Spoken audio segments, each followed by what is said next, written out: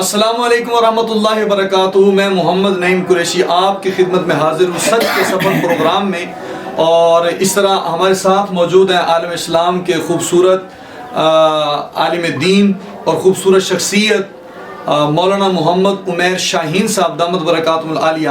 تو آج دیکھیں شعبان المعظم جو ہے وہ اپنے اختتامی مراحل میں چل رہا ہے، تو اس کے بعد جو ماہ آنے والا ہے مقدس ماہ اور بڑا ہی محترم و مکرم ماہ، جس کو رمضان المبارک کے الفاظ سے معنون کیا گیا ہے، تو ہم نے اس بات پہ آج ڈسکس کرنا ہے، اس بات پہ گفتگو سیر حاصل گفتگو ہوگی انشاءاللہ العزیز کہ رمضان المبارک کی تیاری کیسے کی جائے۔ رمضان المبارک آ رہا ہے، پہلے ایک وقت تھا کہ جب رمضان المبارک آنے والا ہوتا تھا تو شعبان المعظم میں گھر گھر سے قرآن کی آواز آتی تھی اور ایک خوشی کا ماحول ہوتا تھا جو اب دیکھنے میں نہیں ملتا۔ تو ہم استاد جی مولانا عمیر شاہین صاحب سے اس بارے میں ڈسکس کریں گے کہ صحابہ کرام رضوان اللہ تعالی علیہم اجمعین کا کیا معمول تھا، خود حضور پاک صلی اللہ علیہ وسلم کا کیا معمول تھا کہ رمضان المبارک کی آمد سے پہلے کس طرح تیاری کی جاتی تھی، پھر تابعین، تبع تابعین، اولیاء اللہ، پھر ہمارے اکابر علماء کرام۔ تو انشاءاللہ استاد محترم مولانا عمیر شاہین صاحب اس پر سیر حاصل گفتگو فرمائیں گے۔ میں گزارش کروں گا علامہ صاحب آپ سے کہ ہمیں تھوڑا سا اس بات کی طرف لے جائیں اور اس کی وضاحت فرمائیں کہ ہمیں حضور صلی اللہ علیہ وسلم کے طریقہ کار، طریقہ زندگی کیسے رہا کہ جب رمضان مبارک آتا تھا حضور کیسے تیاری کرتے تھے۔ بسم اللہ الرحمن الرحیم، نحمدہ و نصلی علی رسول الکریم۔ رمضان مبارک کی آمد سے 2 ماہ قبل سرور دو عالم صلی اللہ علیہ وسلم رمضان مبارک کے پانے کی دعا فرمایا کرتے تھے، اللہم بارک لنا فی رجب و شعبان و بلغنا رمضان، کہ یا اللہ رجب میں برکت دے، شعبان میں برکت دے، اور مجھے اس وقت تک دنیا سے نہ اٹھانا جب تک کہ میں رمضان مبارک کا مقدس مہینہ نہ پاؤں۔ سبحان اللہ۔ وہ آپ سرور دو عالم صلی اللہ علیہ وسلم نے رمضان مبارک کے پانے کی دعا 2 مہینے قبل شروع فرما دیا کرتے تھے، اور رمضان مبارک کے مہینے میں اور شعبان درمیان میں مہینہ آتا ہے، پھر پہلے رجب آتا ہے، تو رمضان اور رجب کے درمیان جو مہینہ ہے وہ شعبان کا ہے۔ اس میں آپ صلی اللہ علیہ وسلم کثرت سے روزے رکھا کرتے تھے، اور حضرت عائشہ رضی اللہ تعالیٰ فرماتی ہیں کہ آپ صلی اللہ علیہ وسلم اس سے اتنے کثرت سے روزہ رکھتے تھے کہ آپ صلی اللہ علیہ وسلم ہمیں ڈر ہوتا تھا کہ آپ رمضان کے ساتھ اس کو ملا نہ دیں۔ تو یہاں پر فقہاء نے ایک مسئلہ بھی لکھا ہے کہ رمضان مبارک سے قبل جو ہے 1-2 دن پہلے روزہ چھوڑ دینا چاہیے تاکہ انسان کے اندر نقاہت نہ آ جائے، سستی وغیرہ پیدا نہ ہو جائے، تو چست ہو کر انسان جو ہے وہ روزے رکھے، لیکن رمضان مبارک سے قبل جو ہے وہ تیاری کرنی چاہیے۔ تو یہ شعبان کا مہینہ یہ درمیان والا مہینہ ہے، اور جیسے آج کل شعبان کے دن چل رہے ہیں، جناب نبی کریم سرور دو عالم صلی اللہ علیہ وسلم نے فرمایا کہ شعبان کا مہینہ ایسا مہینہ ہے کہ اس کے اندر جو ہے روزہ رکھنا چاہیے۔ حضرت عائشہ رضی اللہ تعالیٰ نے پوچھا یا رسول اللہ آپ اس میں روزے کیوں رکھتے ہیں؟ آپ نے فرمایا کہ یہ شعبان کے مہینے کے اندر اللہ رب العزت جو ہے اعمال اٹھاتے ہیں، اور اعمال اٹھاتے ہیں اس میں میں یہ چاہتا ہوں کہ میرے عمل اس حالت میں اٹھیں کہ میں روزے دار ہوں۔ سبحان اللہ۔ اور آپ صلی اللہ علیہ وسلم جو ہے اور صحابہ کرام کا بھی یہ معمول تھا، الترغیب و ترہیب حدیث کی کتاب ہے، اس میں یہ روایت نقل ہے کہ جناب نبی کریم سرور دو عالم صلی اللہ علیہ وسلم اور صحابہ کرام اس میں روزے بھی رکھتے تھے اور اسی طرح قرآن مجید کی تلاوت بھی کرتے تھے تاکہ رمضان مبارک کی تیاری ہو جائے، اور آپ اور صحابہ کرام رضی اللہ عنہ اس میں کثرت سے زکوٰۃ اور صدقات ادا کیا کرتے تھے مساکین اور فقراء پر۔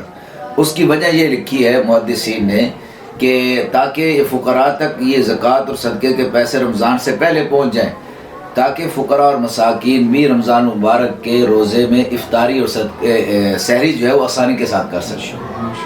یہ ایک بہت بڑی لوگوں کی یہ ہوتا ہے بھی ہم رمضان کے اندر زکوٰۃ ادا کریں، اس میں ثواب ہوتا ہے، بے شک ہوتا ہے، لیکن جب ضرورت ہو اس وقت جو ہے زکوٰۃ ادا کرنا یہ زیادہ ثواب ہے۔ اب ضرورت مند کو ضرورت شعبان میں ہے، انسان اپنے ثواب کے لیے کوشش کرے میں رمضان میں دوں، تو ضرورت مند کی ضرورت پوری تو نہ ہوئی۔ تو زکوٰۃ کا مقصد یہ ہے کہ ضرورت مند کی ضرورت کو پورا کیا جائے۔ تو ہمارے اکابر ان کے یہ معمول تھا، جیسے ہمارے وفاق المدارس العربیہ پاکستان اور دیگر جو بورڈ ہیں وہ یہ کرتے ہیں کہ شعبان میں چھٹیاں کر دیتے ہیں۔ اس کی وجہ یہی ہوتی ہے کہ رمضان کی طلباء تیاری کریں، جو طلباء ہیں قرآن مجید کو یاد کریں، اس کی دہرائی کریں، اور رمضان مبارک کے اندر اس کو آسانی کے ساتھ پڑھ سکیں۔ ہمارے ایک بزرگ گزرے دارالعلوم کراچی کے استاد تھے حضرت مولانا صاحبان محمود صاحب رحمۃ اللہ علیہ، وہاں شیخ الحدیث بھی رہے۔ ان کے بارے میں یہ تھا کہ وہ رمضان مبارک میں 85 قرآن مجید کا ختم کیا کرتے تھے، بہت زیادہ مقبول۔ اور خود حضرت شیخ الہند حضرت مولانا محمود حسن دیوبندی رحمۃ اللہ علیہ، ان کے بارے میں آتا ہے کہ وہ حافظ نہیں تھے، اور اپنے ایک شاگرد تھے حضرت مولانا مفتی کفایت اللہ دہلوی رحمۃ اللہ علیہ، ان کے پیچھے امامت میں یہ نماز پڑھا کرتے تھے تراویح کی، اور لمبی لمبی رکعتیں پڑھتے تھے۔ تو ایک دن گھر والوں نے انہیں کہا کہ آپ ایسا کریں مفتی کفایت اللہ صاحب کو کہ آج آپ مختصر جو ہے وہ تراویح پڑھائیں۔ حضرت کے پاؤں جو ہے کھڑے ہو کر سوج چکے ہیں، ورم آ چکے ہیں، حضرت بیمار ہیں، کافی نحیف ہیں، تو آپ جو ہے آج تراویح کے اندر کچھ کم تلاوت کریں۔ انہوں نے ایسے کیا تو حضرت نے پوچھا بھی خیر ہے کہ آپ نے آج کم تلاوت کی ہے اور جلدی تراویح ختم کر دی؟ کہا کہ حضرت میری طبیعت ٹھیک نہیں ہے۔ انہوں نے اس قسم کا بہانہ کر دیا تاکہ حضرت آرام کر سکے۔ لیکن حضرت رحمۃ اللہ علیہ جب وہ حضرت مفتی کفایت اللہ صاحب رحمۃ اللہ علیہ چلے گئے اور آرام کے لیے، تو حضرت نے دوبارہ جو ہے مصلی پہ کھڑے ہو کر نیت باندھ لی۔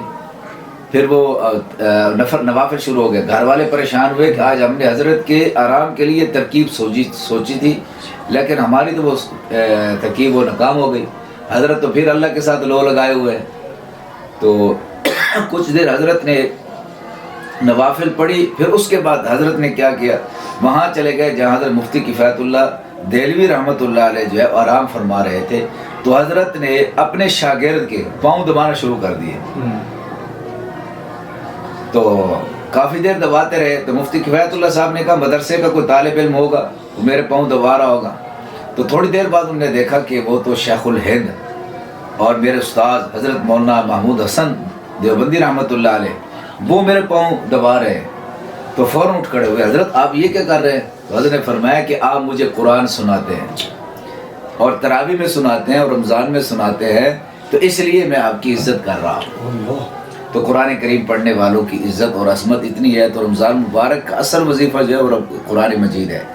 تو رمضان مبارک کے اندر جو ہے سرور دو عالم صلی اللہ علیہ وسلم اس کی آمد سے قبل خطبہ بھی دیا کرتے تھے، جو حضرت سلمان فارسی رضی اللہ تعالیٰ عنہ سے منقول ہے کہ اس میں آپ صلی اللہ علیہ وسلم فرمایا کہ شہر عظیم، ایک عظیم مہینہ آنے والا ہے، شہر الصبر، صبر والا مہینہ ہے، صبر کا بدلہ جنت ہے، شہر المواسات، یہ غمخاری کا مہینہ ہے۔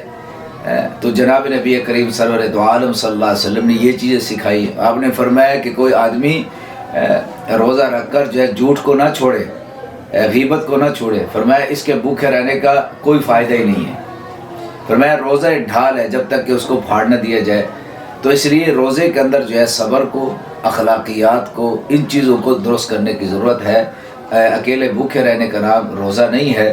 تو فرمایا کہ اس کے اندر انسان صبر سیکھے، غمخواری سیکھے۔ عظمت والا مہینہ ہے، شیاطین کو اللہ رب العزت اس مہینے کے اندر قید کر دیتے ہیں۔ یہ نیکی کے سیزن کا مہینہ ہے۔ تو ہمارے مسلمانوں کے ہاں یہ ہونا چاہیے کہ اس مہینے کے اندر نیکی کمائے اور اس کے اندر چیزوں کو سستا کر دے تاکہ مسلمان آسانی کے ساتھ سحر و افطار کر سکے، بجائے اس کے اس میں آٹا بھی مہنگا ہو جاتا ہے اور سبزیات بھی مہنگی ہو جاتی ہے، گوشت بھی مہنگا ہو جاتا ہے اور مشروبات جو ہے وہ بھی مہنگی کر دی جاتی ہیں۔ تو ہر آدمی کے جو ہے وہ پہنچ سے باہر ہو جاتی ہے چیزیں، حالانکہ یہ چیزیں سستی ہونی چاہیے، اور پوری دنیا کے اندر ایسا ہو گیا ہے۔ ایسے عمرہ جو ہے وہ رمضان مبارک کے اندر کرنا اتنا ثواب ہے۔ آپ صلی اللہ علیہ وسلم فرمایا جس نے رمضان میں عمرہ کیا ایسے جس نے مجھ محمد صلی اللہ علیہ وسلم کے ساتھ حج کیا۔ لیکن اس موقع پر عمرے کو مشکل کر دیتے۔ تو یہاں ہمارے مسلمانوں کے یہ چیزیں ہیں، تو باوجود اس کے نیکی کرتے ہیں لیکن اس کے اثرات منتقل نہیں ہوتے۔ اس کی وجہ یہی ہے کہ ہم جو ہے اس کی اصل جو چیزیں ہیں، اس کی روح ہے، اس کو ہم اپناتے نہیں ہیں۔ تو اس لیے رمضان مبارک کی آمد سے قبل ہم اپنے معمولات کو درست فرمائیں، اس کے اندر کاروبار کے اندر اپنے معمولات درست فرمائیں، رہنے سہنے میں معمولات درست فرمائیں، قرآن مجید کی تلاوت جو ہے اس کی مقدار کو بڑھائیں، اللہ کے راستے میں خرچ کرنے کی مقدار کو بڑھائیں۔ حدیث پاک کے اندر آتا ہے سرور دو عالم صلی اللہ علیہ وسلم رمضان میں اس طرح خرچ کرتے تھے کالریح المرسلہ، جیسے تیز ہوا چلتی ہے اس طرح آپ صلی اللہ علیہ وسلم سخاوت کرتے تھے تو رمضان مبارک کے مقدس مہینے میں بارش کے تیز قطروں سے زیادہ اللہ کی رحمت برستی ہے، تو اس کے اندر ہمیں چاہیے کہ ہم اپنے معمولات درست فرمائیں، اپنے اخلاقیات کو درست فرمائیں، محتاج لوگوں پر خرچ کرنا سیکھیں، غریب اور نادار لوگوں کو دیں جن کے پاس راشن نہیں ہے، تاکہ وہ آسانی کے ساتھ رمضان مبارک کے روزے بھی رکھ سکیں، اور اسی طرح تراویح کے اندر بھی انہیں آسانی جو ہے ہو۔ انسان جو ہے رمضان میں کام کم کرے تاکہ زیادہ وہ نیکی تقوی کی طرف جو ہے انسان راغب ہو جائے۔ تو یہ رمضان کا ایک مہینہ ہوتا ہے جس کے اندر انسان ٹریننگ کرتا ہے نیکی کی، تقوی کی، تاکہ 11 مہینے وہ آسانی کے ساتھ اس کو نیکی پر جو ہے گزار سکے، اخلاقیات بھی اس کے اندر اچھی ہو جائیں، تو انسان جو ہے وہ حلال کھانے میں، عقل حلال کی طرف، یہ چیزیں، ان چیزوں کی طرف جب انسان راغب ہوگا تو انشاءاللہ اس کا رمضان بہت اچھا ہو جائے گا۔ تو رمضان مبارک کا خصوصی وظیفہ وہ رمضان مبارک کی تراویح ہے۔ ہمارے ایک بزرگ گزرے ڈاکٹر عبداللہ عارفی رحمۃ اللہ علیہ، وہ فرماتے تھے کہ 20 رکعت تراویح کے اندر جو ہے 40 سجدے ہیں، اور جو ہے اللہ کے نبی صلی اللہ علیہ وسلم فرمایا کہ انسان جو ہے اللہ کے زیادہ قریب اس وقت ہوتا ہے جب وہ سجدے کی حالت کے اندر ہوتا ہے۔ تو انسان 40 مرتبہ تراویح کی نماز کے اندر اللہ کا قرب حاصل کرتا ہے، تو کتنی بڑی عظمت والی بات ہے۔ تو اس لیے ہم اپنے معمولات کو آگے پیچھے کریں، رمضان میں تراویح کی وہاں کوشش کریں جہاں اچھا اور صاف ستھرا قرآن مجید پڑھا جاتا ہے، اس کی کوشش کریں، خود بھی تلاوت کی طرف زیادہ توجہ دیں۔ اللہ رب العزت مجھے آپ کو عمل کی توفیق نصیب فرمائے، اور رمضان مبارک کی برکات سے اللہ رب العزت ہم سب کو جو ہے مستفید ہونے کی توفیق نصیب فرمائے۔ السلام علیکم ورحمۃ اللہ۔